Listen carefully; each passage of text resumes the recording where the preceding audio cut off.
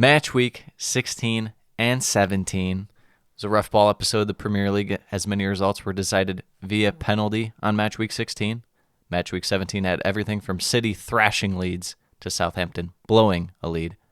Both match weeks had cancellations galore as COVID strikes many clubs and has certain people calling for postponement of the next couple match days. We'll cover all the matches from the past week and predict match week 18 on this episode of the Premiership Perusal podcast. Manchester City are still alive here. Balotelli, Aguero! Back, Fuchs, and the ball in behind Darby and Bunny! It's 11! It's heaven for Jamie Vardy! You are an ostrich. Well, your head must be in the sand. Is your head in the sand?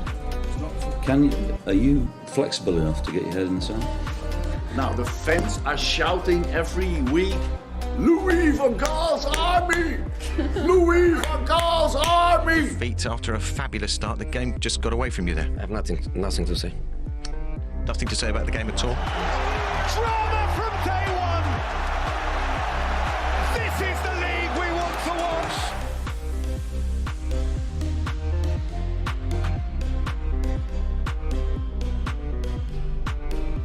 Beep, beep, beep, beep, beep, beep. Beep, beep, beep, beep, beep, beep. Morse code. Breaking news, it's the Premiership Perusal podcast.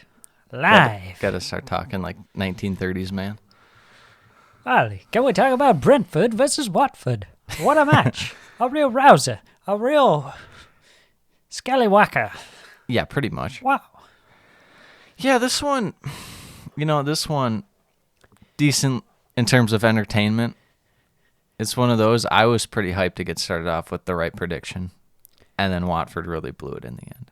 Yeah, Very that's what hurts frustrating. the most when you pop into that. Hurts the most. Yeah, we'll start off lineups. Fernandez, good. Janssen, Janelt, Henry, Norgard, Jensen, Baptiste, Ruslev, Wisa, and Boemo. Man, the myth, the legend, Wisa. As far as Watford go, it was Bachmann back in net, Ngakia, Troost-Ekong, Cathcart, Femenia, King, Cleverly, Sissoko, Cucho Hernandez, Kuchka, Dennis. Yeah, some rotation coming out of Both sides. Brentford. Mainly Brentford for the COVID. Yeah, they've been struggling with that. I mean, what do you got for this game? What are your thoughts?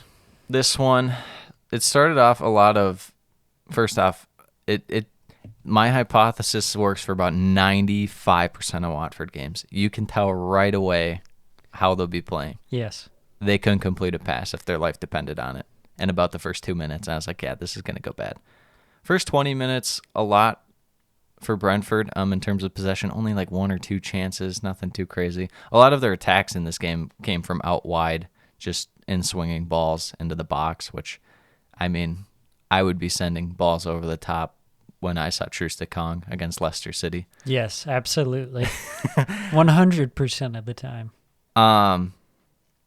But then Watford for 5 minutes pulled it together. They go down, have a chance, don't score, get a corner off it, and once you know it, Emmanuel Dennis. The man who's been carrying Watford this whole season. I like how they sometimes have him as the winger or the guy in midfield and have Josh King up front, but lately they've had Dennis more so up front, and they have had King more in helping role in midfield.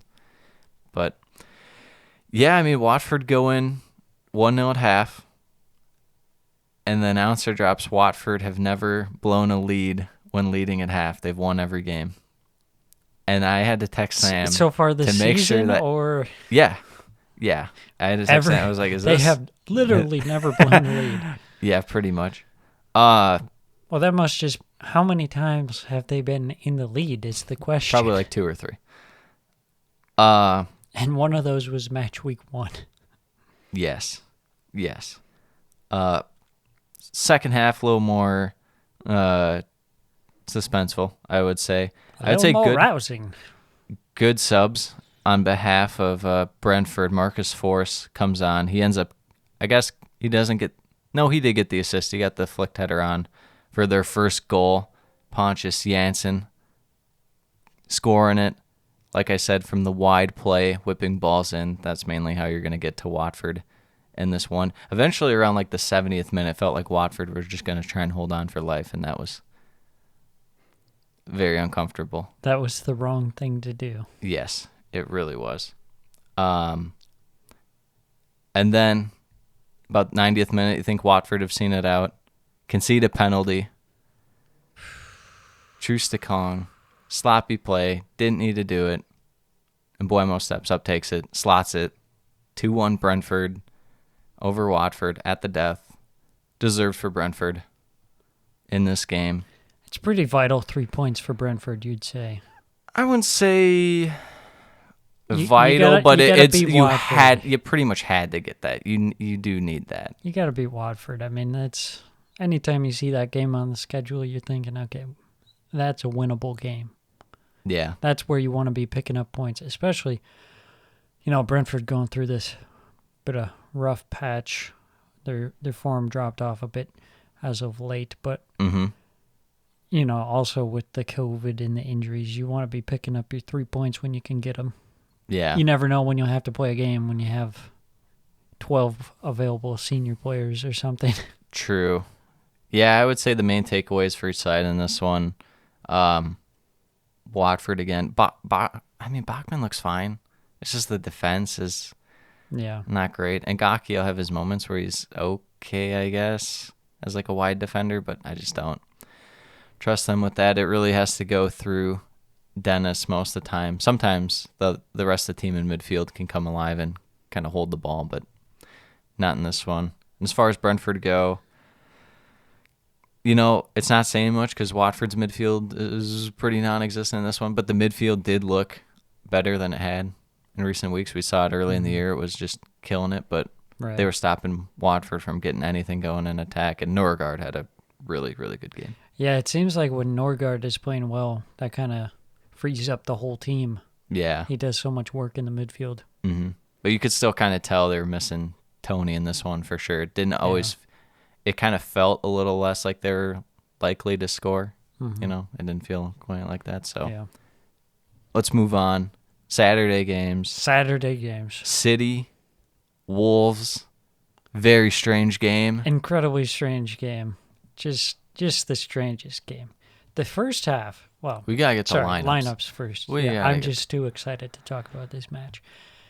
Man City, Ederson, Ruben Diaz, Zinchenko, back from the dead. He's looking good out there, too. Laporte, Cancelo, Gundogan, Rodri, Silva, Sterling, Jesus, and Jackie Grealish. Super Jackie. Coming in for Wolves, you got Jose Sa, Cody, Kilman, Saiz, back three, Ait Nouri, Neves, Semedo, Matinho, and then Donker up front, Jimenez, and Traore. Your guy. The oily man. So getting into this game, the first half was pretty much just Wolves trying to make the game as stop-start as possible. I mean, there wasn't really any flow to this game in the first half. It was like Wolves would be defending and then maybe win a free kick, and they'd just milk that for, a few minutes. Mm-hmm. And just not letting City get the momentum going. Yeah, this was one of those ones I watched. And by watched, I mean I threw on, and it kind of was just in the background as I was doing some stuff. It seemed like Wolves was just in a constant state of defending in this one. Yeah. Whenever I was looking at it, Man City was able to really pick passes as they like. Their passing lately has just really been on point. It's mainly been the finishing for City that's they're not taking their chances as well as they should, I feel like. Yeah, definitely. And something too, for Wolves, they had a couple of injury stoppages that also disrupted the game. But then one of the stranger things you've ever seen in the Premier League happens. In the 45th,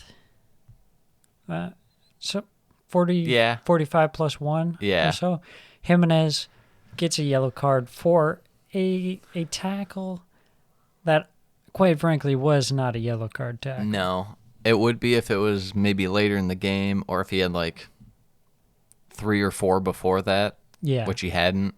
Yeah, it was I really don't not know. that bad. Yeah. And then he has a complete mental lapse, stops the free kick from being taken, and in 48 seconds, he has achieved a second yellow card and was sent off. But he clapped the away fans and they cheered for him, so it's all good. It is good. Wolves know. So it goes into halftime 0-0. And then after that, it was kind of all City just putting on the pressure. I mean, City were putting on the pressure anyways, but then, up a man. It's going to be hard for Wolves. You can't really hold on for 45 minutes against City. Yeah, it's a matter of luck if they don't score at that point. They tried their best. Gundogan had an attempt, cleared off the line Yeah, Connor Cody. by Cody. That was pretty I nice. think that's like his second or third one of the year, it feels like. Probably like third or fourth, actually. He's a very clutch man. Yes.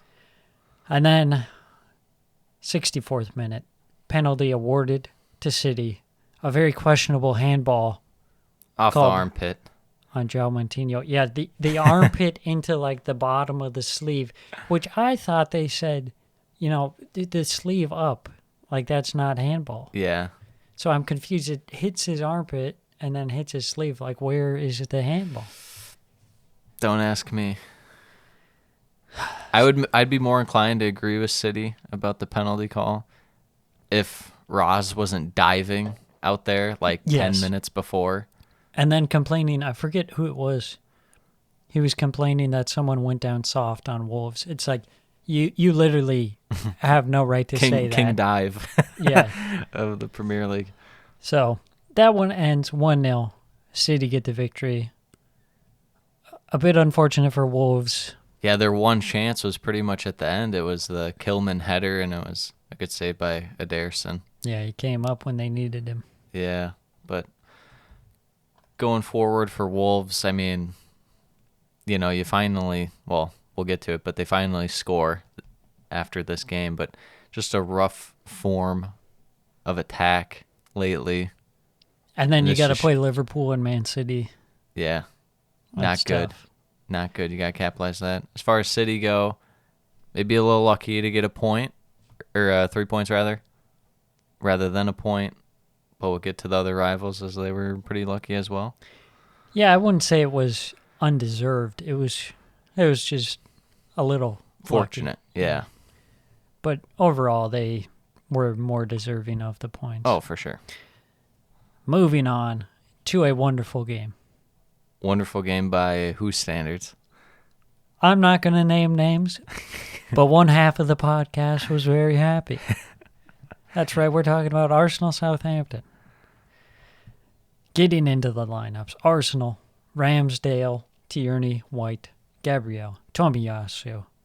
In the midfield, Thomas Partey. Granit Xhaka back from the dead. Yep. Played the 90 against Everton.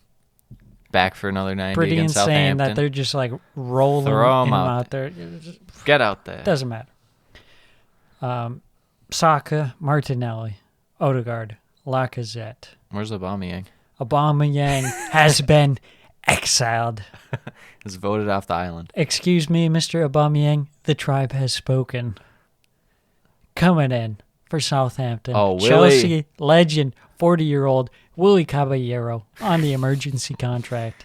Malaga legend, Chelsea legend, Absolutely memes. City legend. Status. This is like kind of what kicked it off for the Premier League. You knew things were going havoc when we brought Willie Caballero comes out of nowhere. for Southampton. Walker Peters, Jack Stevens, João Livramento, Jan Val. We start calling him Val. Ward-Prowse, Nathan Redmond, Tella, and Diallo, and then Armstrong, Ambrosia, partnering up front. So this was an interesting one because Southampton had a decent start, I would say. Yeah, well, we talked about coming into this game how both these teams like to start fast. They like to really enforce the chaos factor early in the game, kind of buzzing around, make the other team try and make mistakes. Southampton's did start strong. They had a few shots, a few chances early on. In Southampton fashion, they weren't able to capitalize on it. Yeah, that's true. That's true. Arsenal wasn't really in the game that much up until the goal. Yeah. 21st minute, Lacazette scores after just a beautiful team play. It wasn't even bad press, honestly. It was just really good team play by Arsenal to break the press, and then once they Exactly. had it, it was a matter of you're going at like 2 or 3 Southampton guys. Yeah, that was kind of like the picture-perfect ideal playing out of the back. Beautiful goal. You know, that doesn't happen very often. It's but the Arsenal way. It's the Wenger style right there. yeah, that was a good finish from Lacazette as well. And then they pile on a second one. Tierney gets the ball into the box after kind of a loose play, maybe. Loose play is one way to put it. I think the main thing it came down to is Jack Stevens, I think, had a lobotomy 5 seconds before the play and didn't know where he was. And Martin Odegaard was wide open for a header. I don't know where he had no idea that he was supposed to mark. He was under the impression he was a striker that was just in the box and supposed to stand there. Yeah, that was pretty strange how Odegaard just kind of walked into the box and just wins a bad. header. It was bad. Yeah, okay. 2-0 to half. Your guy, Martinelli, who's not really their striker, he's more like a wing, I guess, when you look at the formations, but it feels like He's he kinda pops like a up. inverted winger. Yeah, he pops up when Lacazette's dropping deeper to midfield. And once you know it, he bags himself another goal. On a scale of 1 to 10, how confident are you in him right now when he's in the starting lineup? Well, he didn't score that one. It got saved. The 1-on-1. The third Did goal was Gabrielle, the center back. Oh, no, You're thinking of the last game. Yes. Yes. You got Gabrielle Martinelli, and then you got But to be Gabrielle, fair, the center back. He got the Gabrielle- assist. Yes, he got the assist. Unbelievable. And that was after Gabrielle scored, but they called it offside. So 3-0 Arsenal. Cruise control. But answer my question. You're Yes. feeling really good about Martinelli being in there? You got to love him. I mean, he's the type of player the fans love because he always gives 100%. Even when he hasn't, he didn't play for a good stretch of time. Yeah. Struggle with some injury issues, but I mean, he's got some huge upside. Who do you drop to get Emile Smith-Rowe back in the lineup? It seems like it's kind of between him and Odegaard. They have this competition. Yeah, I don't know. I mean, it'd be hard to go in. I think it's just a mental thing. It'd be hard to go in without Lacazette because he's just you think of him as a 9, just out-and-out striker, but he's not playing like that, No. especially lately. I mean, they he kind of plays kind of more as like a false 9, 9, even a 10. It's Yeah. very strange. A 10 with better hold-up play. Yeah. So, I don't know. I think there could be a shout for him to be dropped, but he's playing all right. He's not just... I mean, he scores in this one, but he hasn't produced a ton of goals. But that's, that doesn't mean he's not playing well. Yeah. He's doing a lot more off the ball. He's kind of like the Raul Jimenez of Arsenal. Yeah, I like that comparison. Also not facilitating quite as much, but they don't need him to facilitate as much as Wolves do. So Yeah. Yeah, I think he's kind of helped in Arsenal getting out of their little mini slump there. Yeah, for sure. I mean, and that's the kind of leadership you need, like guys like him and Aubameyang out there. Mm-hmm. Now Lacazette taking the armband for himself. Oh, man. What did you do with Aubameyang? Can you even offload him? Not on his wages, no. But I don't know. You need Barca to find a miracle amount of money, and then they can just buy him for That's true. 2 mil, but they pay his wages. It'll probably end up being like an Ozil situation where we end up paying his wages. But he just sits there. But he goes to another team. He goes to Turkey or something. Yeah, that's the cycle of the Arsenal star. Comes in, he's the savior, and then he just keeps popping off, and the team's not doing a ton, and then eventually he becomes the problem when the team's getting better around him. Yeah. And he holds the team back. Very strange. It's also strange that it's kind of like reminiscent of the Ozil situation. It's literally the exact same thing. You give him a good contract. I mean, to be fair to Aubameyang, he did a lot more than Ozil did. Ozil was pretty Ozil important in had terms of getting Arsenal a Champions good League and couple of stuff. seasons, but not not the level of consistency that Aubameyang had. I would say the thing with Ozil was probably that he had more support around him in terms of when Alexis Sanchez was good, Yeah. Ramsey was good. They had more players. Giroud was solid. They had guys around him, Cazorla, whereas Aubameyang's kind of had to do a little more on his own. But enough of old Arsenal talk. Let's get... We're talking about the new Arsenal, and that's a 3-0 victory. Yeah, It's take a that. 3-0 win. Take that, Southampton. Take Sam stuttering Take and his that. team winning 3. That is a great win. It was definitely a dominant victory. A not so dominant victory here. Chelsea, Leeds, Controversial match of the week. Mendy, Rudiger, Silva, Dave, Alonso, Jorginho, Ruben Loftus-Cheek, Reece James, Timo Werner, Mason Mount, Kai Havertz. As far as Leeds go, we're looking Meslier, Ayling, Firpo, Llorente, Dallas, Forshaw, Roberts, Harrison, Shackleton, Rafinha, Dan James. Just as quick as he came back is as quick as he left. Pat Bamford. You know what, RIP. he got the draw for him, and that's all that matters. This one starts off Chelsea looking dominant as usual. With that said, every once in a while Leeds able to break through. This is the first 20 minutes we're talking here. They break through, I think they get a corner or two. No real chances until a penalty. Marcus Alonso gives away a pen. Dan James draws it. It feels like with Chelsea, one thing goes wrong, and it's just a catastrophe for them. Yeah. It's not just like one thing goes wrong and someone loses the ball in midfield and the other team gets a chance and it results in like nothing. It's like it's this. It's Marcus Alonso with just a dumb foul in a box for no reason. It's like a 100% failure rate. Yeah, it's like, what are you doing? Doesn't happen often, but when it does, it's a meltdown. Yes. Rafinha steps up, slots it. 1-0 leads. Chelsea gotta be a little nervous here. I'm a little nervous. They come down, 42nd minute. Nice takeaway. Leeds kind of, I wouldn't say that Chelsea like pressed them to start that goal, but sloppy giveaway by Leeds. Chelsea take it back.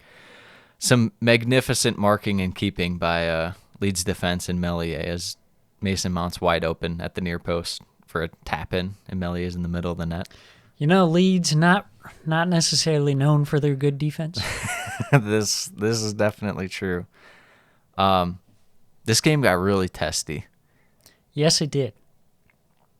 Especially at the end, but Incredibly even testy. throughout the game, Mr. Firpo is... Mr. You would think he Firpo. was like a long-life Leeds fan the way he was going at these Chelsea guys. Mr. Firpo, and then, of course, who other Tony Rudiger. than was- Rudiger, oh, the yeah. absolute That's- troll ooh, masterclass. End of the game, he was getting into it. The wind-up merchant. 1-1 at half. You'd probably say Chelsea could have the edge, but 1-1's not a completely unreasonable result, given the terrible foul by Alonso. Especially that it's not a one-off thing for Chelsea. Yeah. It just keeps happening. It over and over. Another penalty.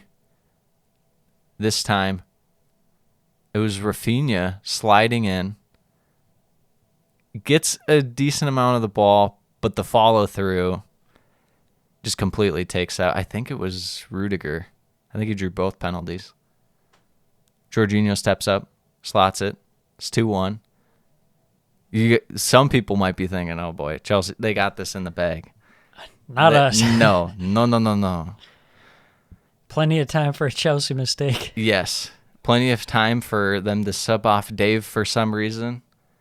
Put on Callum Hudson-Odoi. These are all great decisions by Mr. Tuchel. Need some techers.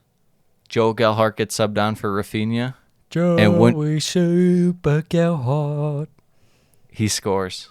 Great ball by Tyler Roberts. God, Why? I feel so good that we're just like fully on the Joe Gelhardt train since It always day feels one. good. Day one, Joe Gelhardt. Oh, geez. I want everyone to know we're sitting here. We both have Joe Gelhardt full kits on. It's the not only full kit, but we have a sign that says Joe Gelhardt Fan Club neon flashing sign. Yep, that's right. as the game goes on, Chelsea get a pen late after the equalizer. Very late. 94th minute, Jorginho steps up. You know what he does. He scores it. 3-2, Chelsea. Now, this penalty, though. What about it? You don't think so? I mean, I think I you get know it. what? I would say this. It is questionable, and solely for the fact that Glick was trying to like kick Rudiger and like reach for the ball when there's no chance Rudiger's doing anything with it. AKA, he was being a complete idiot, going for a challenge he's never going to get. Yeah, true. That's deserving of a penalty. I can't You're argue begging with that. for it. I can't argue with that. But is it? He went down soft, that's for sure. Yeah, it was minimal contact outside of the box. I don't know if that gets called as a foul. It does for Chelsea for some reason. Yeah, And so, they get a win. Or another rough ball victory for a top 3 team. Some scuffling goes on. Oh, God. Extracurriculars. Some fisticuffs. It was all boiling over at Stamford Bridge. It really was. You know, I feel a little bad for Leeds, but I would, but they're in such a sad case of a year, and we'll get to they're it. a bit shambolic. And I will say can't argue with that. the one bright spot in this game, I thought Dan James looked pretty good whenever they were on the ball.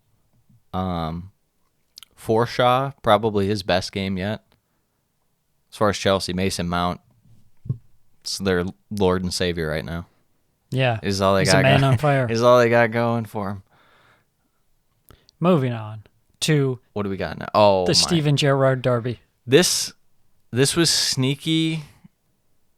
I think second most boring game of the week. I'll say it. I agree. I was going to make a point on that, and I might as well now, because after the game, everyone was like, "Oh my God, wow! Did you watch how Aston Villa played that game? Incredible!" It was And like me and they Sam literally were just defending. Me and Sam like, PU, it was a stinky game.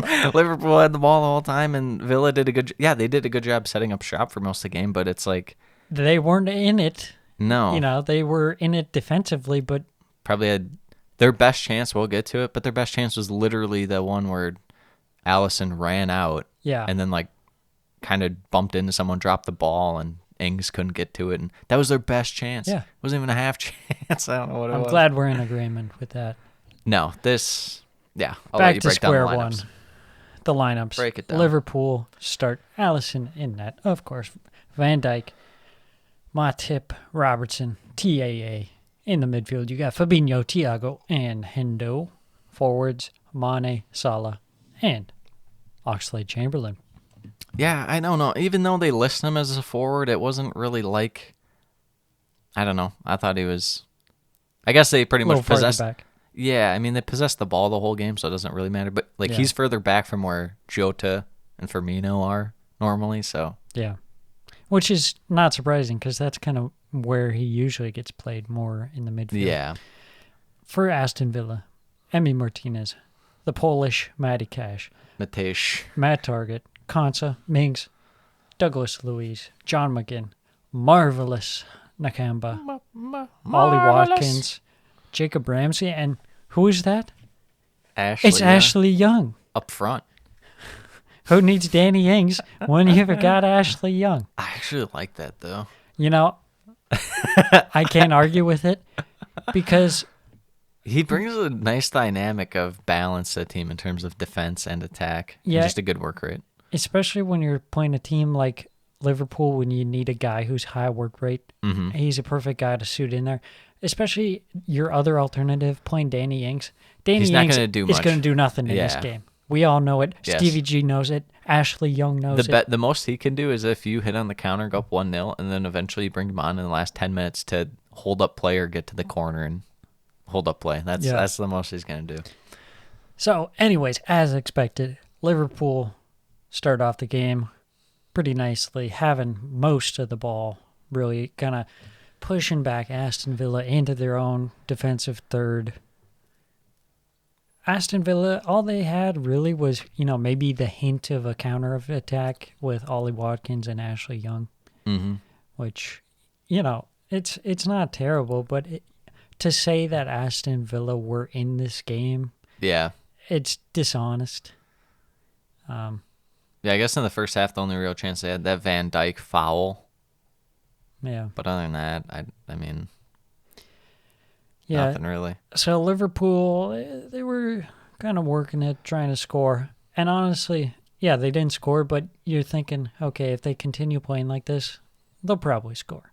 Yes. They were in control of the game. Alisson, the couple of times when he was called into action, did not look good. He looked very shaky. Yeah, which is strange because he's been playing so well. It's because we said that Alisson had the edge on Ederson. We gave it a little jinx That's to right. Liverpool. So anyways, it goes into halftime, 0-0. Second half.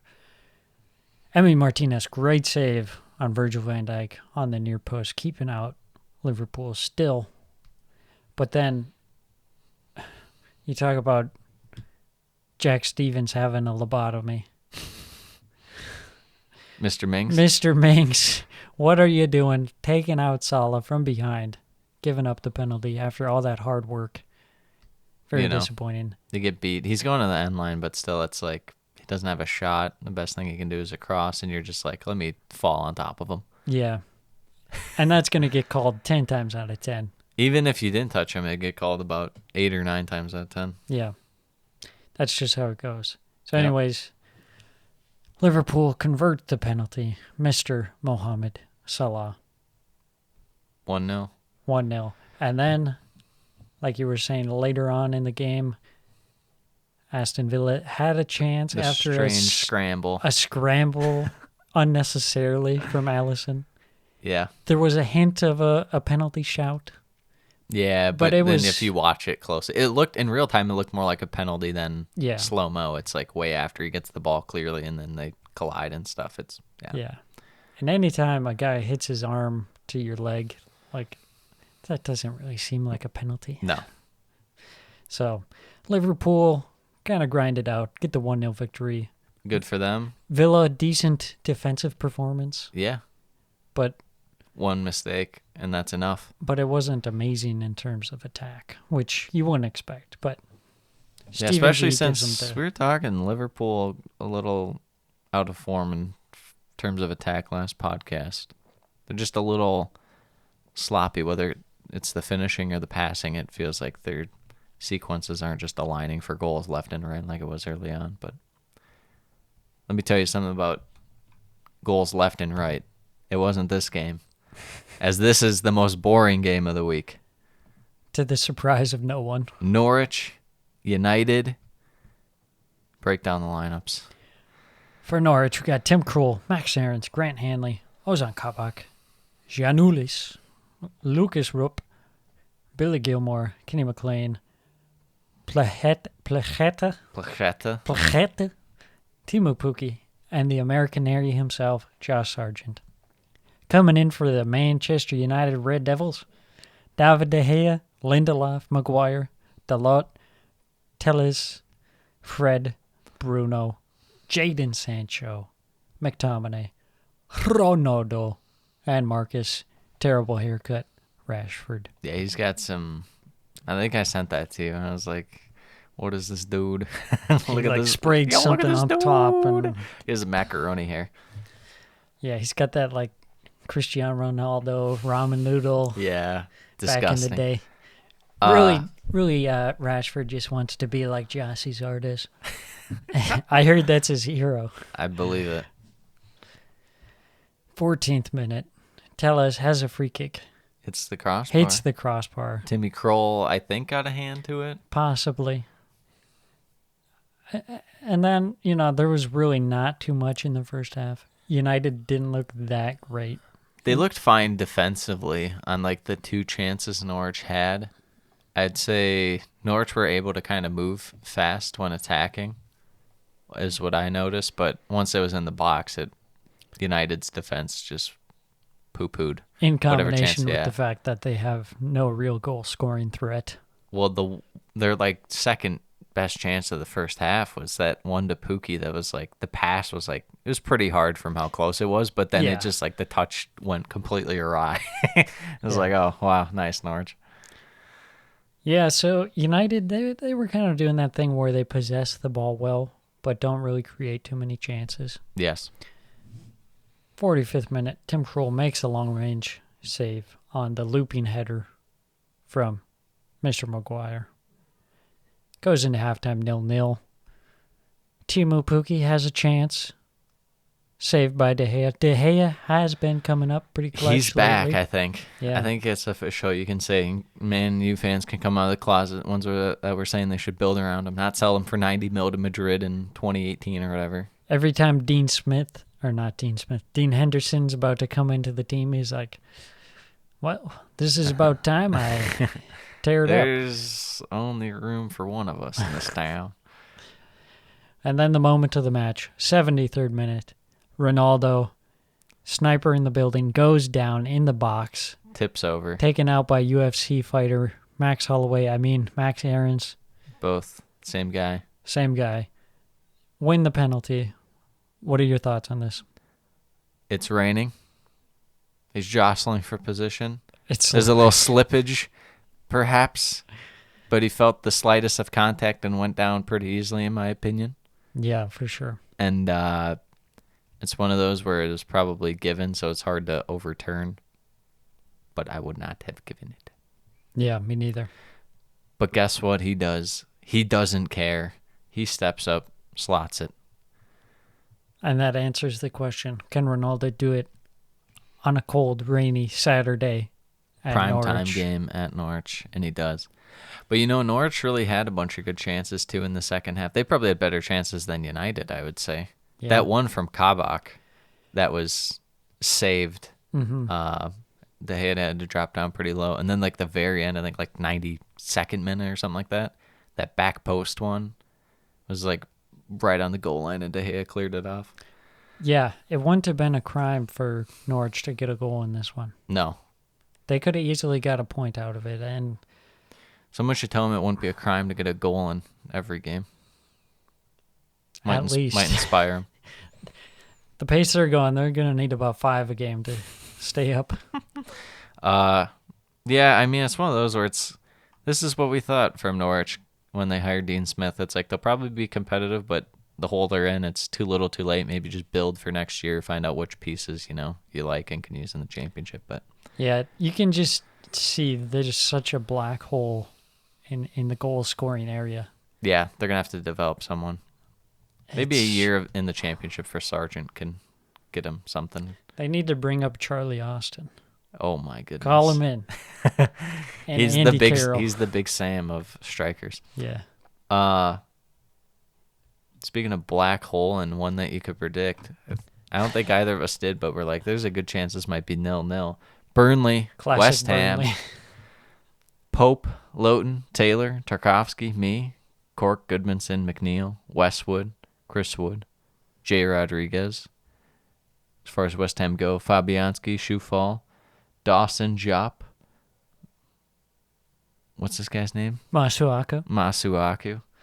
Lanzini, Bowen, Benrahma, Sushek, Rice, Antonio.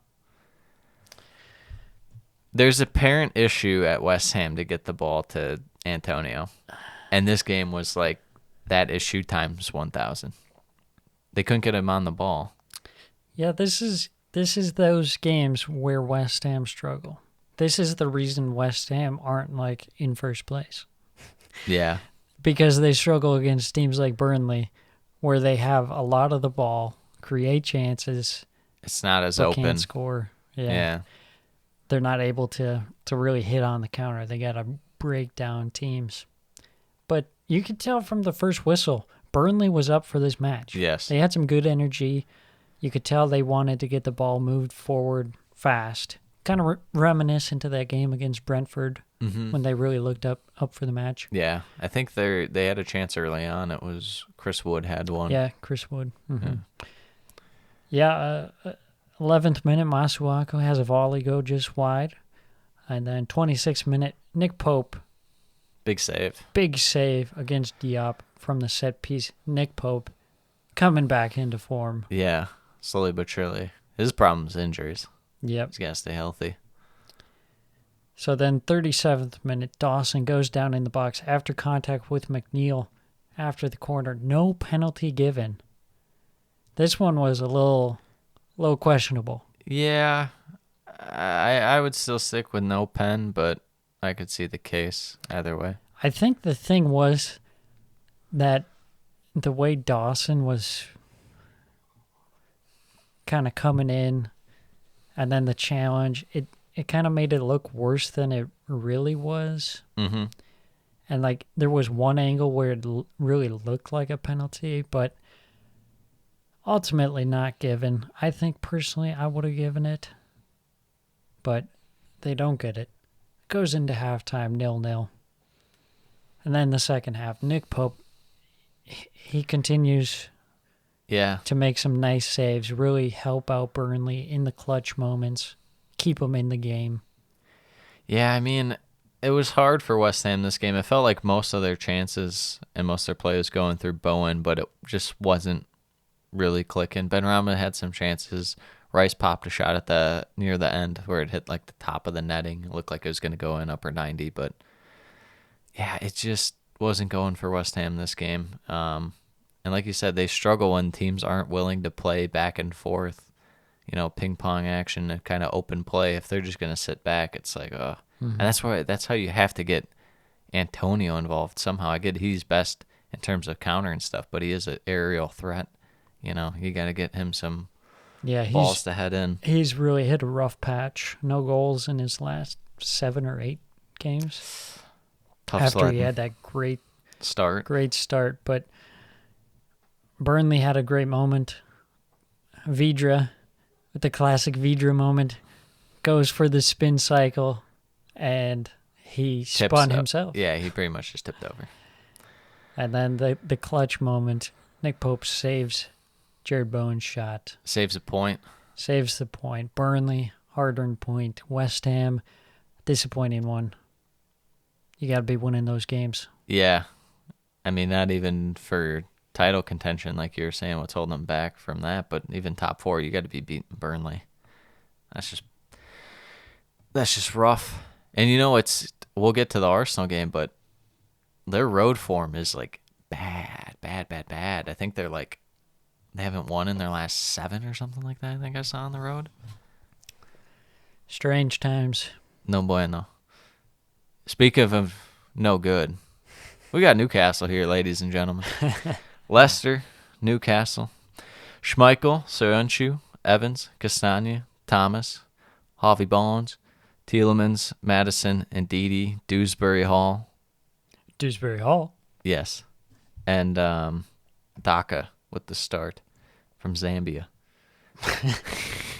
Dorubka, Shire, Lascelles, Lewis, Manquillo, Shelby, ASM, Almiron, Willock, Joelinton, Callum Wilson for Newcastle. I got to say, I love Dewsbury Hall just for the fact that his name is Dewsbury Hall. Yeah. And that's a double-barreled name. That's Dewsbury Hall. It sounds like the most British thing ever. It really does.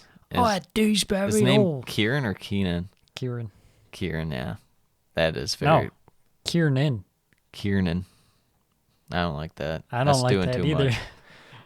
This game starts off with Newcastle just setting themselves up with bad juju. Johnny Evans goes down, pulled hammy, and Newcastle are like, you know what? F your shit. We're going to go on the counterattack. We need goals. And they did not score. Almiron did not score, and Leicester was not happy one bit that occurred. And I took that personally. Pretty much. Yeah, a lot of this game, it was a little back and forth in terms of chances. I thought, as you'd expect out of a Newcastle game, ASM was looking good, creating a lot of chances and just dribbling past Leicester's midfield, which was no bueno. Leicester were kind of able to change up their formation, mainly because Evans had to come off and they brought on Soumare. So it was a little different aspect there than they had coming in with the 4-2-3-1. But not many great chances. I would say that it feels like Newcastle obviously struggled to attack, but they really sometimes it's like, why do you even have Callum Wilson out there if you can't get him the ball like at all? Mm-hmm. It's just so bad, so sad to watch. Penalty, 38th minute. Maddison goes down. Tielemans will take the penalty, scores it. Let me tell you something. James Maddison, involvement in all 4 goals. I'm thinking he's back. He's back. I'm thinking he's back. Goes into half 1-0. Leicester come out. They get this amazing team goal set up by a perfect through ball from Maddison to Harvey Barnes, who plays it across the face of the net with no defenders in front of him over to Daka for a tap-in. And at this point, you just knew it was over for Newcastle. There was no hope. And then Newcastle gives you that, like, the hold possession for, like, a little bit, and it's just Matt Ritchie crosses in, and it's like, this stinks. I don't want to watch this. Would you just get relegated already, Newcastle? Pretty much. Yeah, it makes me wonder if Maddison is playing like this going forward, if maybe Leicester drop a little of the more attack-minded guys and add another, ideally you'd have another center back in there, but even another wide player, something that's a little more defensive-minded. Mm-hmm. We'll see. But it's important to note, no Vardy in this one. Yeah, and they scored 4 goals. Jamie Vardy, the problem. The problem. It was always his fault. Third goal, Tielemans set up from Maddison. And then the 4th goal, Maddison set from Daka. Ends 4-0.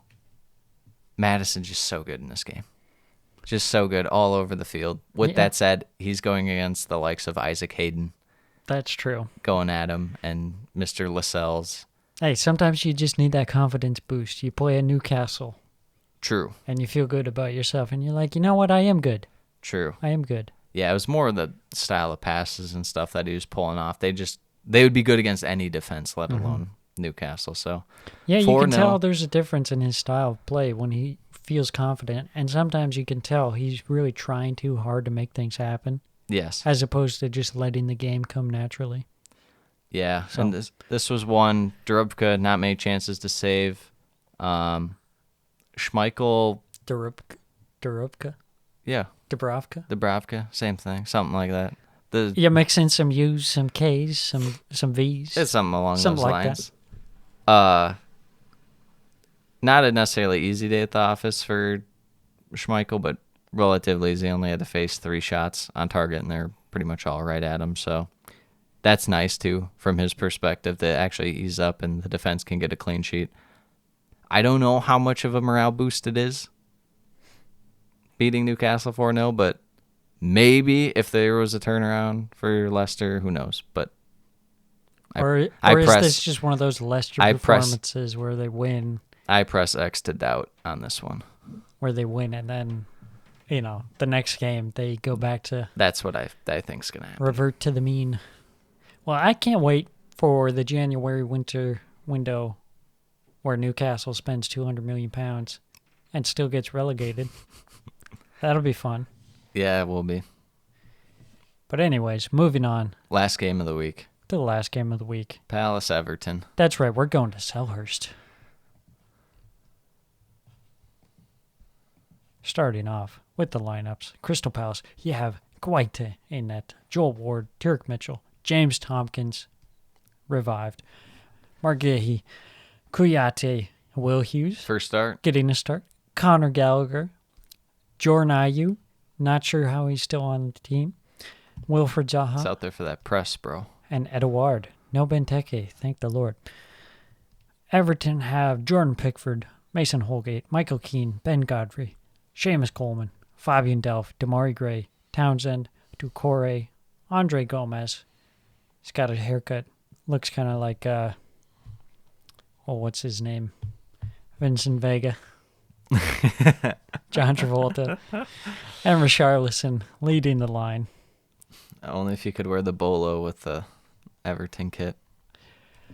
So this game started off Pals had a good start to the game, and then it kind of dropped off. Yeah, they didn't take their chances. Yeah, didn't take their chances. And then there was this lull in the game where the ball would go back and forth. Each team would have it, but not really do anything with it. Yeah. And it took kind of that good moment later on, 41st minute. Gallagher, the man who cannot be stopped. He was killing it this game. Just running the show. Scores from close range. Gets the assist from IU. And you were asking why he's out there. Okay, IU's still terrible, to be fair. It's out there for the press and to feed Conor Gallagher. Goes into halftime 1-0. And then 62nd minute. Who other than James Tompkins? From Will Hughes. From Will Hughes. Off the corner. Off the corner. Very questionable marking by Everton on that corner. You don't like to let anyone just stand in the 6-yard box alone? And then did someone say, still on the team? Solomon Rondon called. He said, 2-1. Tap home. Yeah, that was pretty much set up by Gray. Or was it Townsend? It was Gray or Townsend. I think it was Gray. Perfect little setup. All you had to really do Unassisted. is tap it in. I know, which is unbelievable. Legend. Legend. 93rd minute, though. Oh, Seamus Coleman was like, it's like in other sports when you see someone try to do like an around the back pass or something and it just goes like terrible and you're like, what the hell was that? Seamus Coleman's like, let me just take this real quick and then kick it to the other team. And then yeah. Gallagher's like, let me just, since there's no one ready on Everton, I'm going to walk this right to the edge of the box and just curl it / blast it upper 90. Chef's kiss. Nothing Mr. Pickford can do. You love to see it. Crystal Palace back in form, flying at Selhurst. You love to see it. Conor Gallagher scoring goals. You love to see it. Great times at the Selhurst. And that brings us Matchweek 17. to Matchweek 17. First game of the match week. We got the Dean Smith Derby. That's right. Norwich versus Aston Villa. Wow. Going into the lineups, Tim Krul, Max Aarons, Ben Gibson coming in there for injured Grant Hanley. Kabak, Brandon Williams coming back after not being available against United. Gilmore, Sorensen, McLean, Placheta, Todd Cantwell, and Timo Pukki. I'll tell you what, Sorensen looked kind of decent out there in this game. He was doing stuff. Can't argue with that. From Villa's side, Martinez, Cash, Target, Konsa, Mings, Louise, McGinn, Ramsey, Buendia coming in, Watkins, and Ashley Young getting second consecutive starts. Yes. So this one started off, John McGinn nearly got one of his classic own goals? Sorry. Bangers. Classic banger. Yes, that is correct. Didn't go in. I liked how the announcer, when he took it, was like, you cannot give John McGinn that much space on that left foot. You just cannot do it. He's just like going off as if they like... Yeah?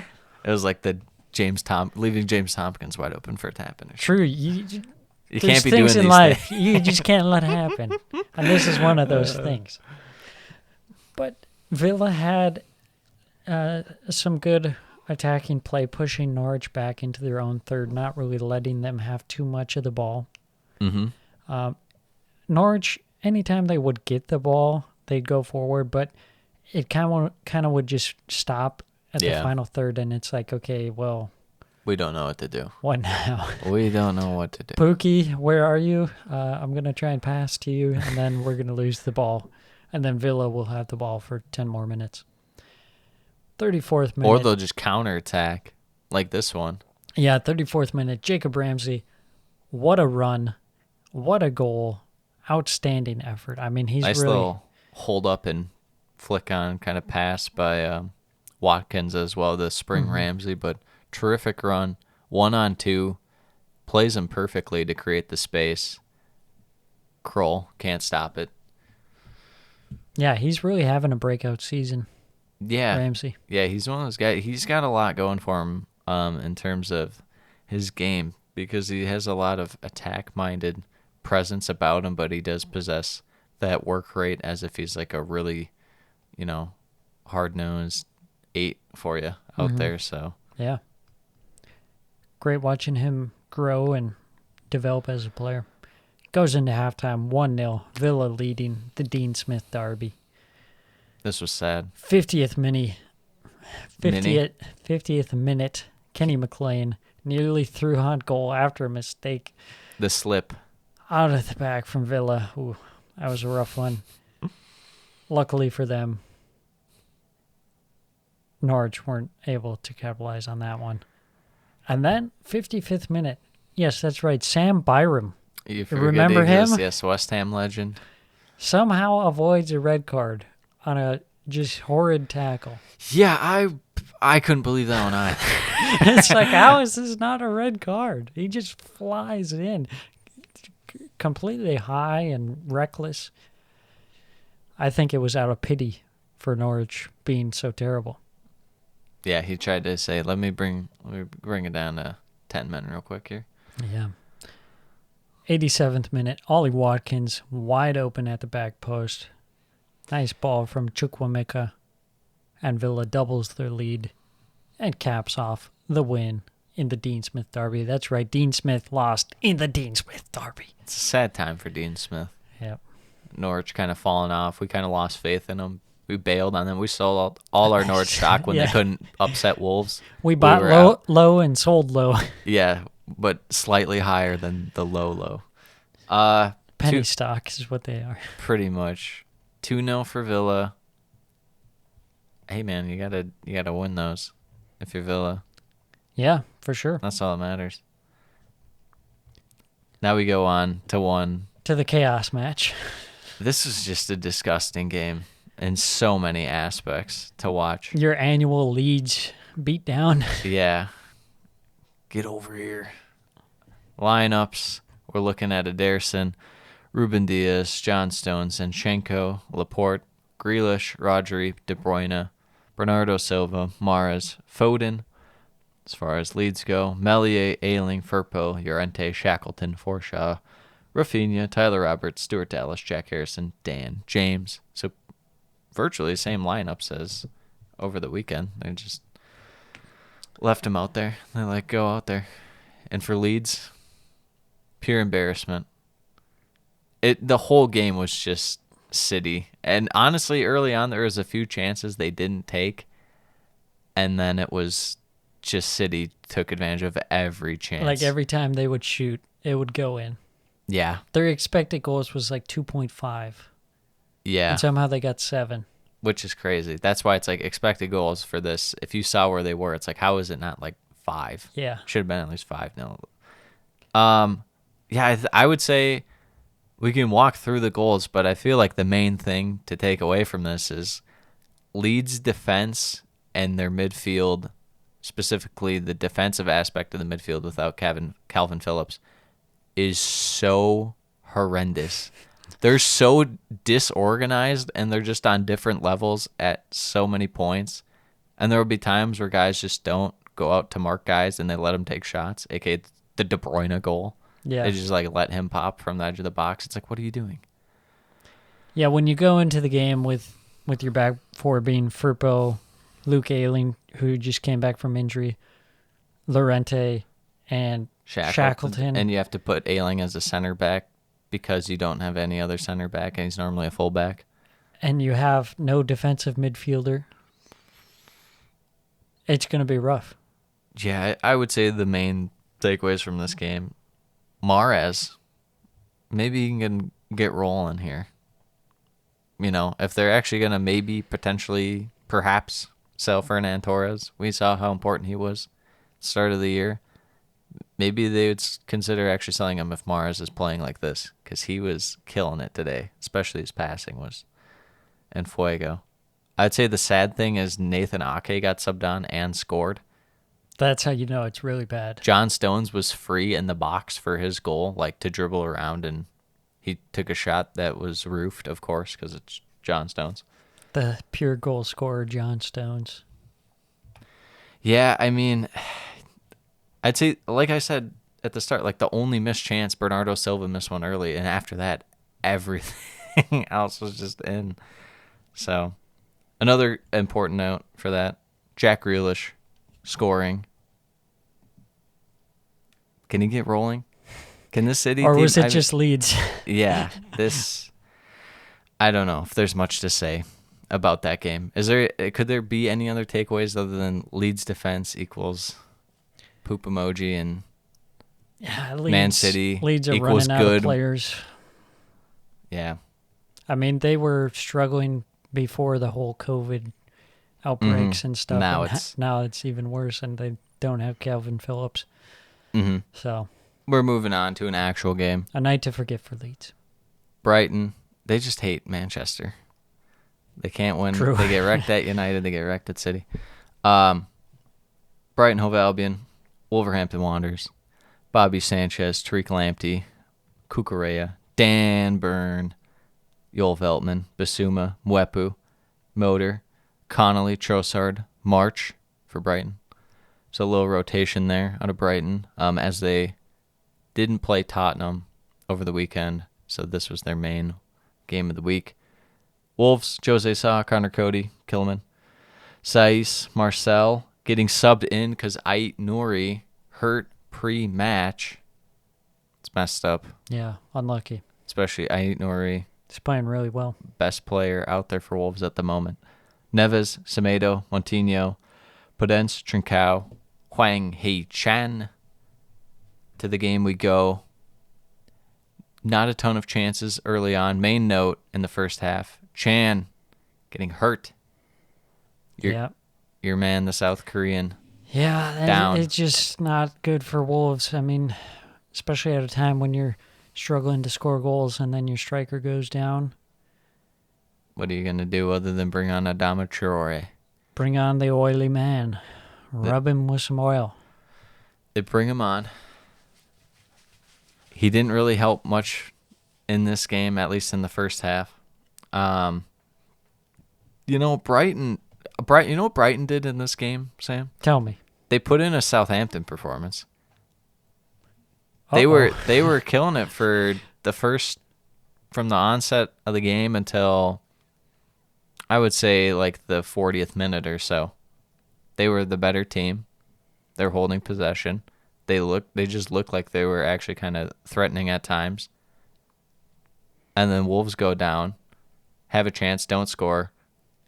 Corner, cleared out by Brighton. Ruben Neves. Oof. Beautiful. Oh, Flo Dink. It's got a lot of backspin. There's a lot of backspin on that ball. Saiss, far post, right before half. The first time shot. Pretty brutal for Brighton to have to deal with that. As, they've been struggling for goals. And, this game, they didn't have a ton in the first half, but it felt like they had more chances and slightly better chances than Wolves. Yet here they are down 1-0. Welcome to Southampton's world, Brighton. Yeah, things have really taken a turn for the worst for Brighton. I mean, it got bad pretty fast. The goals really dried up. I mean, I guess that was the first half. The Mwepu chance where he put it over the bar. I thought that was the early second half. But it was first half. Yeah. That was terrible. That has to be in. Yeah. From 3 yards out. 3 yards out. Nice shot by skies it. Trossard. Saved. Right to Dan Burn. Rather than shoot it, passes it.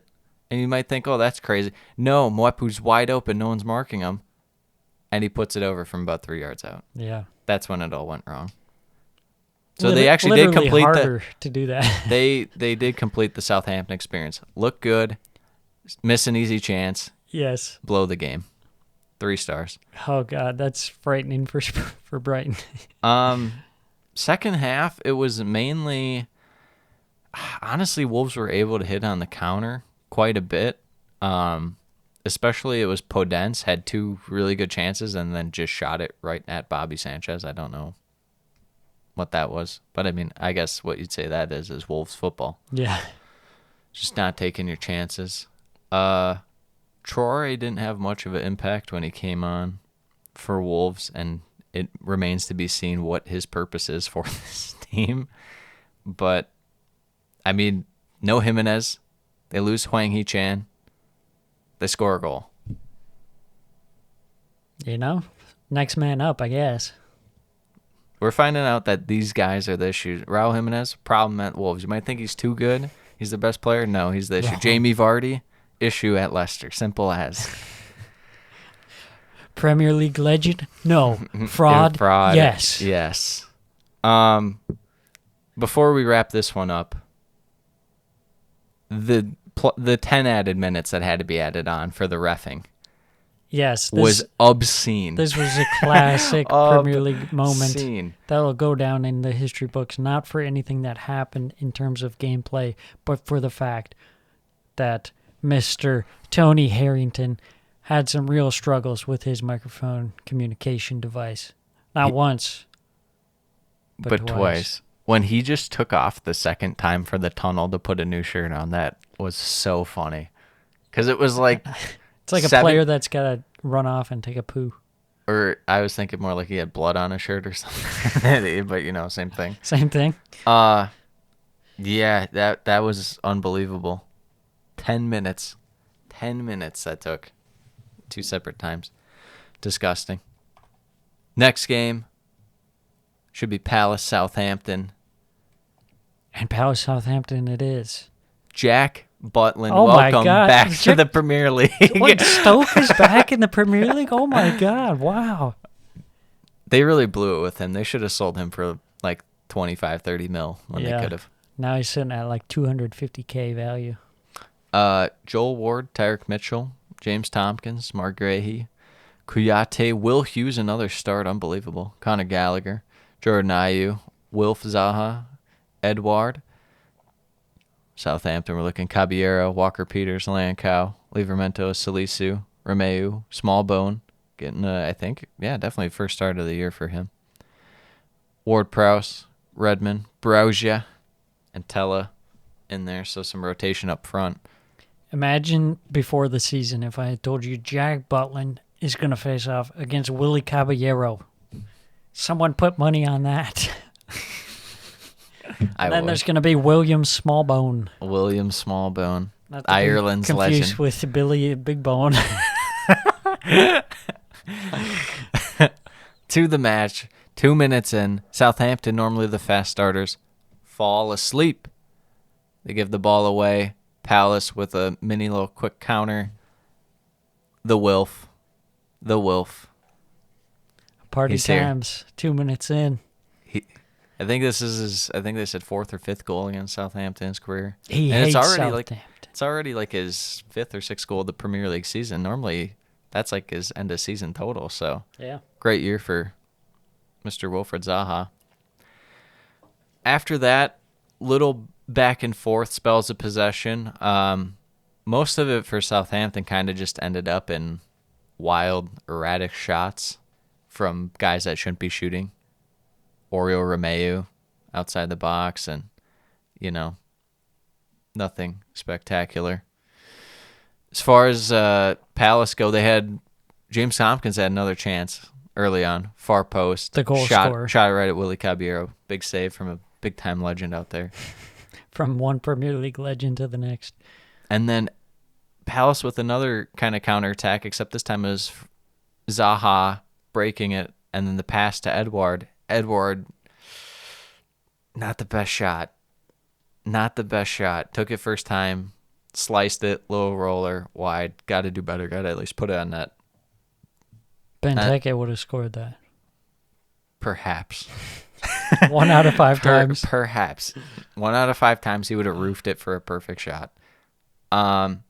Southampton, able to come down. They win a free kick, and Sam's guy, the specialist they call him, James what a player. Ward-Prowse. What a player. Stunning. England's finest. 50 million player at that. Just a peach of a free kick. We got people dropping their phones out here. Please stand by. And And it's James Ward-Prowse scoring a scores it, stunning free and then kick. runs across the field because he did his one thing that he's good at. £50 million, please. Then they answer virtually right back, Southampton. Out of nowhere. They answer their own goals. Yes. I am the one who knocks. Kyle Walker-Peters to Mr. Broja. Broja is just, he's killing it. Can't argue with that. I'd rather pay £50 million for Broja than Ward-Prowse. Are we sure Chelsea's not going to win the Premier League next year with Broja and Conor Gallagher leading the line? Whoa. Let's go. Subscribe to that timeline. Yes. Except Goes into it's half. not going to be under Tuchel. It'll be under some Alan Pardew. Yeah, pretty much. That's the only way. Pure chaos. Big Sam. Halftime, 2-1. Palace come out of this attacking. My God, Believe it. Southampton with a lead. Yeah. Would you believe it? They blew it. Right out of half. Mr. Ayew with a goal. Sam says he's useless. And He he's is popping useless. off. What's that, his first goal in like 70 appearances? He's absolutely popping off. The pressing forward man. 2-2. This one, after that, there weren't a ton of chances. I'd say the main thing to see was Anderson got subbed back on for Palace. So maybe shortly he'll be returning soon. Bless. Yeah, I mean, eventually Southampton ended the game with like 3 yellows in what felt like 2 minutes because they're just time wasting. But, Southampton, after going down 1-0 inside 2 minutes and they get a point, you'd say, oh, that's good. But then you realize as the game went on, you're like, oh, they should have won. What was that stat about Southampton if the game ended at halftime? They'd be in second place in the Premier League. That is disturbing. They're in 15th. Something really strikes you deep when you hear that They one. are in 15th rather than second. That's one of those you wake up in the middle of the night like, we're in 15th place. We keep losing games and losing points, dropping points. Let me tell you about dropping points. West Ham on the road Oh, boy. at the Emirates. The Just mighty as we fortress. said, Arsenal fell off the wagon. They're right back on it. Right back on the wagon. And there's 11 best friends on the wagon. Ramsdale, Tierney, Ben White, Benjamin. Don't call me Ben, my name's Benjamin White. Gabrielle, not to be confused with Gabrielle. Tomiyasu, Thomas Partey, Saka, Xhaka, Martinelli, Odegaard, and Laka. From the West Ham side, you have Fabianski, Soufal, Craig Dawson, Issa Diop, Arthur Masuaku, Pablo Fornals, Lanzini, Bowen, Sushek, Rice, and Antonio. So pretty much the same from Arsenal. Yeah. West Ham trying to mix it up with... This one a little more controversial. This game. It's going to get spicy. This game a little more controversial. Why don't you kick it off? All right, so yeah, the first half, Arsenal was really controlling the ball well, I thought. A little unexpectedly so, that Arsenal were doing as well as they were in the first half. You could tell, though, that there was that threat on the counter from West Ham. Mm-hmm. I mean, you always got to be aware of that from West Ham. Yes. You know, they have great counterattack in play. There were a couple moments in the first half that I thought could have been penalties. Yes. They weren't called. A little frustratingly so. At least one of them was frustrating. And you're going into this game, Arsenal are doing well, and you're just waiting for the rug West pull. Ham. You're waiting the for rug pull. Yeah. Arsenal blows it and West Ham pulls through. But it goes into halftime 0-0. Arsenal looking the better team. They come out of halftime. Who is that? Gabrielle Martinelli. Odegaard, beautiful through ball to Martinelli with just a sublime finish. Absolute class finish on the run. You love to see it. Hank loves to see it so much he brought it up earlier in the podcast. What a goal. What an absolutely beautiful goal. Truly was. I honestly just, for most of this game, just felt like Arsenal kind of dominated West Ham. Yeah, it was surprising. You didn't. I'm really sure you expect didn't that. feel it, as you were saying, but as a neutral, it kind of felt like there's no way Arsenal wasn't going to at least draw this game, let alone win. I was just concerned because we were playing so well, and it's like, oh God, this is where things go very poorly. That's fair. But the moment of controversy, Shoe fall. 67th minute, Arsenal win a penalty, Soufal tackles. Was it Lacazette? Lacazette. It was Lacazette. Gets the second yellow card. Controversial. Yes. What are your thoughts on that penalty? I'm not allowed to speak. All right, so I can Hank speak. thinks it was not a penalty. I think it was a penalty, but I think it was less of a penalty than the ones in the first half. That's fair. And I think it was unfortunate that in this scenario that Soufal got a second yellow card because you can't like VAR review a second yellow card. Yeah. Which is kind of strange. And so pretty much But I guess if you're going to do the pen, it would make sense that you can't just do the yellow card. they were forced into keeping this as a penalty because he gave the yellow card. Yeah. Because if you say, no, it's not a penalty, but you still sent him off, Yeah. It doesn't make sense. then we got some big issues. Yeah. And I think they realized that, and they just had to give the penalty.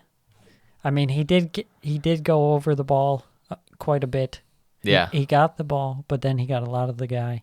It's a lot like the Rafinha one against Chelsea, Mm-hmm. that first penalty. Yeah. Yeah, I didn't think it was quite as controversial as a lot of people were making it, but I would agree. I don't think it was. I think there were more egregious ones in the first half, Yeah. but I would still have given this as a penalty. Yeah, overall, I think this match was refereed very poorly. Who was it? It was Anthony Taylor, which you would expect. The bald man. He's like kind of the second in line behind Michael Oliver. And this was a very poorly reffed game. Yeah. Anyways, Lacazette gets the penalty saved. Says ball don't lie. I'll let you save this. Fabianski this game. I mean, this year we've talked about how good he is, but he was killing it this game too. Yeah, A lot of big saves. Mad respect to Fabianski. I mean, he's been outstanding. But then the man, the myth, the legend, Emile Smith-Rowe gets subbed on and just, he does what he does. What are you going to do? He scored just a peach of a goal. What are you going to do? That man should, he was in my short list for, no, maybe he was in the top half of the others for player of the year, but He's got to be moving up. he's killing it right now. I thought Saka had a really good game in this one. Yeah, I think the Arsenal attack is really starting Clicking. to click. Yes. It's less so of that like unsure of what to do and more just kind of determined we're going to put some shots on net and really force their hand. The U-ball. Rip U-ball. Please stay away forever. But Rip but horseshoe. you have to say there are some defensive frailties in Arsenal. Yes. I mean- we've seen that countless times this year. Yeah. With that said, West Ham's attack lately has been not That's as true. potent. Yeah. So, Yeah, I think Arsenal, it definitely was a good time to catch West Ham. Having some injuries at the back. Antonio's been in pretty poor form. yes. You catch West Ham maybe earlier in the season, maybe the game goes Tougher. a different way. Yes. Especially Arsenal's form early in the season. Who knows? But Arsenal pick up 3 points, 2-0. move into fourth place. A Big very time. comfortable, Big time. warm and fuzzy Sam has got rid of place. the Champions League out of his memory. He'll have to reinstall it at some point. At some point. But I'm not doing it yet. No, you can't do it yet. Yeah, West Ham, I mean, minus the Chelsea game where they had a bunch of things go their way, haven't looked super, super good in a while. And it came down to a Shoss. Not to mention we went past this game already, and I didn't really mention it, but the Palace Southampton game, Edouard with a Shoss. that ended up being an assist. But they didn't give him the assist because it was such a bad shot. But Here at the Shoss Premiership of the Perusal week. podcast, the Shoss of the week. New bit. Someone needs to make that a t-shirt. We love our Shoss. This game was worse than Everton's starting lineup. We have Chelsea-Everton. Mendy, Rudiger, Silva, Dave, Alonso, Jorginho, Loftus-Cheek, Reece James, Pulisic back in the starting lineup. They don't really have choice. Did someone say number 9 Pulisic? Mason Mount, Hakim Ziyech. As for Everton, we have Pickford, John Joe Kenny, Mason Holgate, Michael Keane, Ben Godfrey, Jared Branthwaite, Doucouré, Iwobi, Gomez, Gordon, Ellis Sims. Sometimes, you know what they say, Sam? You gotta play the game. Anyone can win. And with that stinker of a lineup, Everton, we're looking terrible.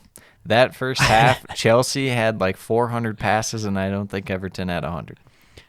It was literally just constantly rattling off shots and getting saved. Yeah, Pickford, good game save-wise. Mm-hmm. Distribution-wise, as we know from him, very, very bad. Shankopotamus. Thank you very much. Very, very bad. Everyone had a really good chance in the first half for Chelsea. James, Mount, both had one-on-ones with the keep. Ziyech had one as well. Pulisic had one where if he's positioned a little better, he doesn't have to just do a back heel flick. He can actually just get a regular shot off. Yeah. Tough stuff. Not to mention, free header for Sam's Fulham favorite, Ruben Loftus-Cheek, that like hits off his like back, like neck / shoulder when he had a free header, and it went inches wide. If he gets that on his forehead, it's probably in. Yeah, at this point, you know bad things are happening. When Chelsea just are pouring on the shots and not scoring goals. Just can't. Not even you know what would have happened if Timo Werner played in this game? He would have scored and it would have been offside. Yes. And they reversed That's it. all it was lacking. Some Timo Werner offsides. As far as Everton go, they were just sitting back, hoping and praying. Chelsea, though, they finally get the breakthrough.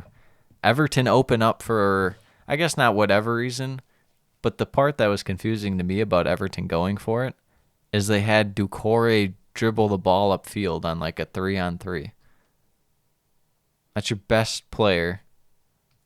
He's your midfield defensive presence, and you're just going to let him run away.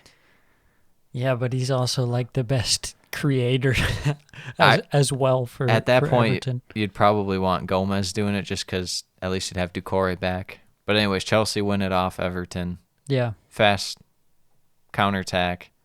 And then what do we got? We got Reece James playing it through to Mount with the rip for the goal. 1-0. So after all the struggle, Chelsea have the lead. And then, well, I guess it happened before the goal, but 5 minutes before the goal, Thomas Tuchel subs on the official worst good player of all time in Premier League history, Saul. Not that man. Not this guy. Not this guy. Parents in the crowd are shielding their children's eyes. Look away. Look away. Everton win a free kick. Questionable foul. I don't know why that was given. It was a very questionable foul. Send in Anthony Gordon. Fantastic ball. Fantastic ball. With that said, Saul left his man. Where are you, Saul? He just bailed to some other guy for like no reason. I don't know what that was. Yeah. Branthwaite, back post, tap in. Just had to get anything on it. Out for lunch. 1-1. And it felt like Chelsea used up all their luck in the Leeds game. Yeah. And they couldn't get anything going. That was karma for Rudiger being that way. You know, yes. Trolling. Yeah, it was bad. It was very bad for Chelsea to blow this one. Goes out 1-1. Not even a real good chance for Chelsea after Everton scored. They had chances, but didn't really do much with it. Mm-hmm. Bad result. Yeah, it's a real stinker. to say the least. Oh. This is like, breaking down Chelsea, City, and Liverpool for who are favorites is like trying to, if you're picking through like a potential girlfriend or something, and you're like breaking down their weakness, and you look at this Chelsea Everton result, and it's like a girl having like a really bad tattoo or something, or like she has like a stench to her, and you're like, oh my god, she has a stench. You're like, oh my god, you're so beautiful but so smelly. It's so terrible. Chelsea take a big hit in the title race just for that alone. Liverpool, the other team in the title race, keep on trucking, but we thought maybe, just maybe, there'd been a little something to this one. Alisson, Konate, Robertson, Van Dijk was out, so they had to go Matip. Yeah, a few positive COVID tests shortly before the game. Mm-hmm. Alexander-Arnold, Thiago, Henderson, Oxlade-Chamberlain, Mane, Salah, Diego, Jota, Dubravka. I'm going to start saying it wrong on purpose, not just the Dubravka. Berduvka. It's Cordoba. Darton Mrubravka. Cher, Lascelles, Jamal Lewis, Manquillo, Joelinton, Shelby, Hayden, Fraser, Jacob Murphy, and then we have Alain Saint-Maximin. Somewhere out there, the Slovaks are getting real upset with this podcast. Then come on here and teach me how to say it. Come on. Teach me how to say it. Weekly bit of Slovakian of the week. This one started off with just a counterattack for a John Joe Shelby goal, and I had a big smile on my face. Not because I hate or cheer against Liverpool or love Newcastle and cheer for Newcastle, but the fact that it's John Joe Shelby scoring against Liverpool. You love spectacular. That, man. Big game player, John Joe. Naming lights, the glory, all that heavenly glory of scoring at Anfield. And after that, it all went downhill. There was no more glory. There was no more glory, and there sure as hell was no defense. Jota in the 21st minute. What did you think about that? Because it was a head injury. Yeah. Yeah.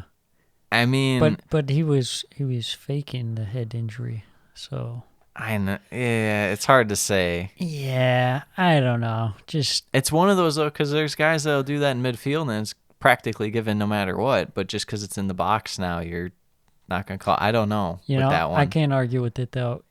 If you're gonna go down like that and just force the referee into making that decision, it's kind of deserved. It's deserved not quite. When they don't call it. Yeah. It's not quite as bad as the De Gea against Arsenal, and people were like, at the start of that game, we're like, "What is that? He got, he's down." And below that, it's like that's different. He got stepped on. Got stepped on by his own teammate. It's like he crashed into his teammate and bonked heads in this one, and they're all about player safety. So I thought it was a little strange they didn't call it, but it's Liverpool then again. Yeah, Jota scores 1-1, and then Mo Salah 4 minutes later off.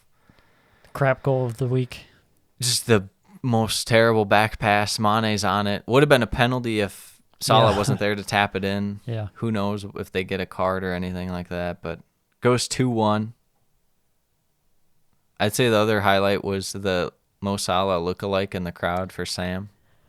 Yeah, I wish I could broadcast this video, but there was a Mo Salah lookalike that looked kind of like a crossover between Mo Salah and a hobbit from Lord of the Rings. So he's kind of like a mini version of Mo Salah. I mean, he looked like he was a hobbit, and it was pretty amazing. Salah from the Shire. That's coming on a T-shirt near you. You'll love to see it. Buy our merch. Yeah, there wasn't much going on in this one. It was a lot of Liverpool kind of holding the ball. It was very much like the Villa game. Liverpool able to take their chances early on, but then kind of things drying up. I feel like the best chance was out of half when Mane had a header off like a set piece. I think that was around like the 50-something or 60th minute. So there just wasn't much going on in this one.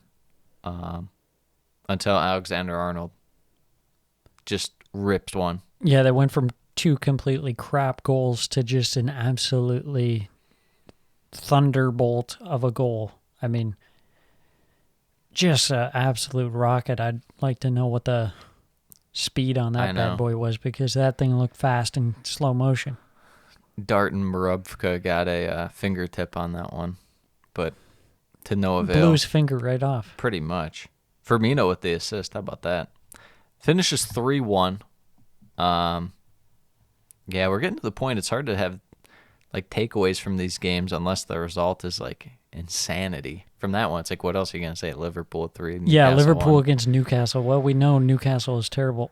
Surprising they scored a goal, yes, but then after that, they're not going to score 4 goals. No, it's and they're tough. not going to not concede, at least like 2, probably. I don't know. It'll be interesting to see what they do in the winter window. Do they even try to spend? I don't know if they will. Or they just what if accept it? If you bring in guys and then you go down anyways and they don't want to be on your team in the championship, Yeah. I mean, Then you have a bunch of guys on too high wages because you paid them a lot to come play for Newcastle. unless you want to get guys from anywhere from like 10th place to 15th place teams, Yeah. and you just try and patch together a team that way with a few guys. But it's like, are those teams going to want to sell? Exactly. Unless it's, what about James Ward-Prowse for $50 million? Well, yeah, that's signed, sealed, delivered. In that case, Newcastle won't stay up anyways. Yeah, that's Yeah. true. Moving on, we're scheduled to have 5 games this weekend. A whopping Should have been 5. 10. Should have been 10. Going to be 5. What is your take on the should they give them a break or not? Yes or no, real quick. Some teams are arguing they want a 2-week break. I mean, really, it doesn't solve anything. It just means that late in the season, when there already is no time left, Yeah. that there's going to be like games Even less every time. day. Yeah. I would say, yeah, it's the main thing is the scheduling, and then I don't know. Skeptical on terms of what a week or 2 does for some of these teams. There's still probably going to be a good amount of guys that are going to have COVID going through the squad. So the guys who have it right now, sure, they'll be able to return and get some training sessions in, but what about the guys that might get it in the future and the rest of the team and stuff? So And you got to it's hard say, to it just seems to make more sense. Like, if you can play games, you should be playing them. yeah. There's no reason to postpone games that can be played. He might just have to suck it up and put some youth guys out there. Like, what? Yeah. I don't know what else to tell you, but I it is would tough. I could definitely see the other side, too, of saying, like, postpone it. Yeah. And it's like, give yourself some time. But then, like you said, with the schedule, it's just a mess. Right. Yeah. I mean, also, it's on teams to, if they need to step up their enforcement of COVID restrictions and restrictions. I know Arsenal have kind of gone back to more so what they were like at the start of the restart. Yeah, they still don't More really stringent. have. I was going to say a lot of teams don't have like distancing or necessarily. I think a good amount probably have like mask enforcement still, but I don't know for sure. Yeah. And the testing, like Arsenal, I know they have to like take a test in their car before they can even enter the training facility. So I think there's steps that can be taken, but hopefully things get better. Yeah, that's all we can hope for. We would hate to see if they, stop the games or, stop letting fans in the games. Don't want that to happen again. No. Dark times. Sad times. Very sad times. But we got 5 games. Let's break them down. First one, the Claret Derby. Aston Villa versus Burnley. Out of the Claret At Cup Villa Park. between Villa, Burnley, and West Ham. Well, somehow it was a draw between Burnley and West Ham, and Burnley advanced to the Claret Blue final. I'm not sure how this one works out. With this one, Villa should be more in attack and able to possess the ball.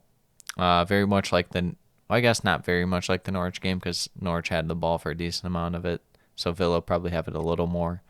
But this might end up being, you might even say like that Palace Villa game where Villa really had a strong hold on the game.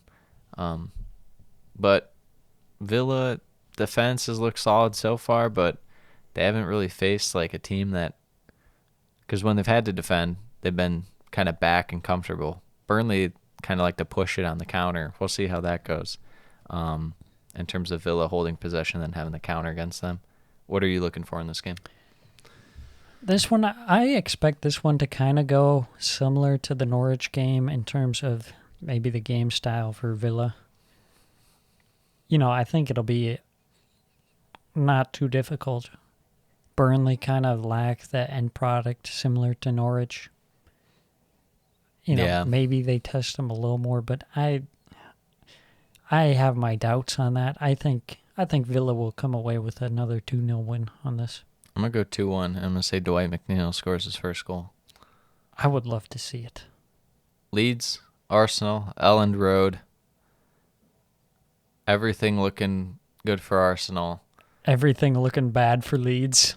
Is this another Everton trap game? Yeah. Very well could be.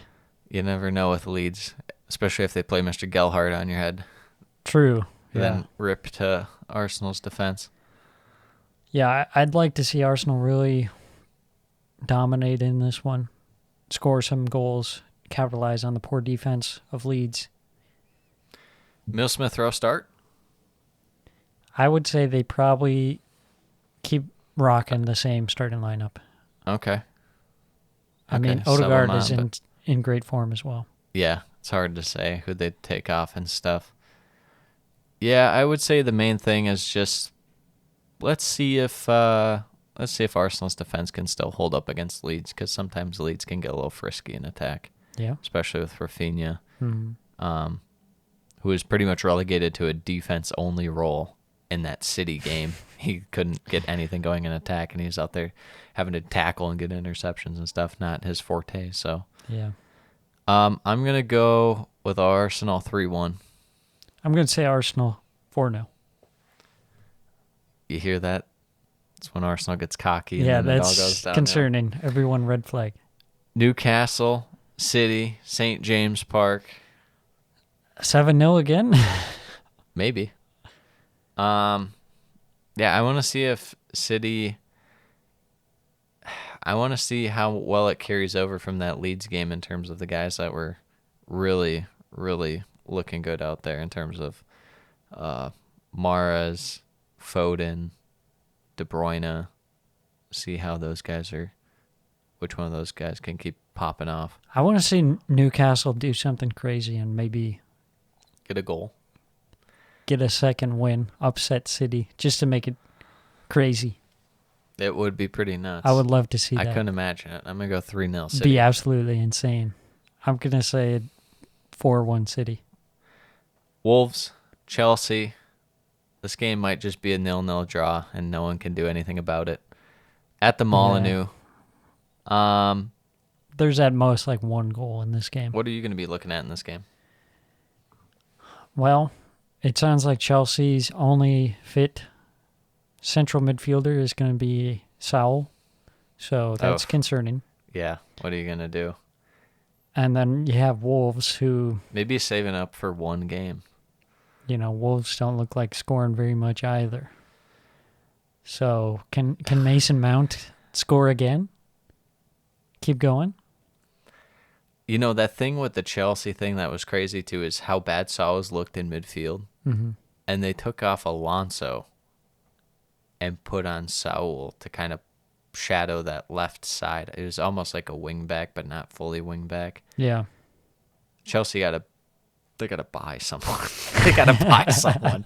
They gotta terminate the loan and buy someone. Yeah, I mean, can Mount make it 5-5? I think he has 4 goals in the last 4 games. Can he score 5? Yeah, They're gonna like need that. him. They're gonna need him. Maybe this feels like a Pulisic, maybe 2-goal game out of nowhere or something too. He's known for that. We'll go 2-1 Chelsea. I'm going to say 1-0 Chelsea. Mason Mount scores again. Tottenham, we haven't seen them in decades. Who?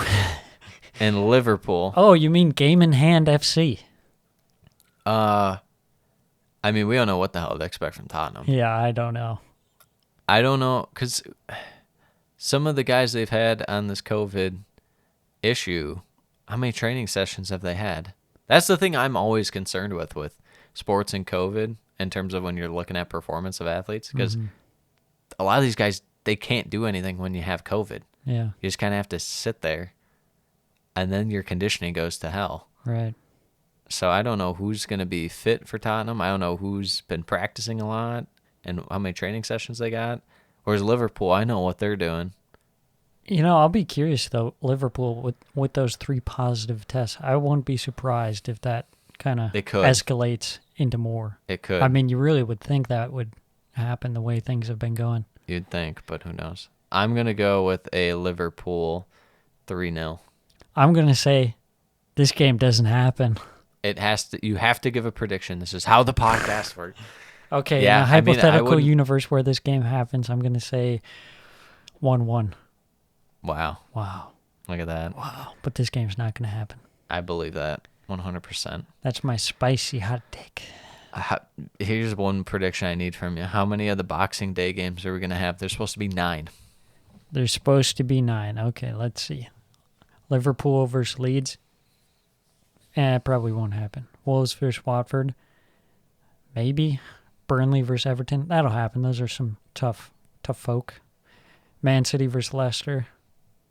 Should happen unless one of their teams. Happen. Norwich Arsenal should happen. Spurs Palace. That might be Tottenham's first game back. That might be first game back. West Ham, Southampton. That should happen. Villa, Chelsea. That should happen. Brighton, Brentford. Maybe. Newcastle United. Maybe. What about Newcastle United? Newcastle, man. Look, listen. Listen. Premiership Perusal podcast.